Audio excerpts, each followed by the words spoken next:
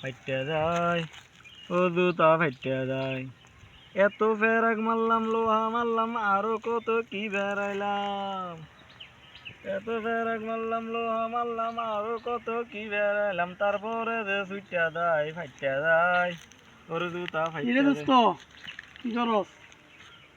আরে কইস না দোস্ত, দেখছো জুতাটি ফাইটে গেছে গা, এত কষ্ট করে জোড়া লাগাইলাম, এরপরেও চলে না, কি করি কত?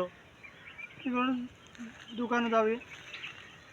চিন্তা করছি সেলাইয়ের দোকানে নিয়ে এসে একটু কাপড়ওয়ালারে কম সেলাই করে দিবে লাগে না। কিসের সেলাইয়ের দোকানে যাবি? টেলার্সের দোকানে সেলাই করে দিবে না? আরে বেকুব, এটা কি টেলার্সের দোকানে সেলাই করে? এটাতে কাপড় সেলাই করে। টেলার্সের দোকানে কি জুতা সেলাই করে? তো জুতো সেলাই করার জন্য কোথায় যাবো? মুসির কাছে যাবা?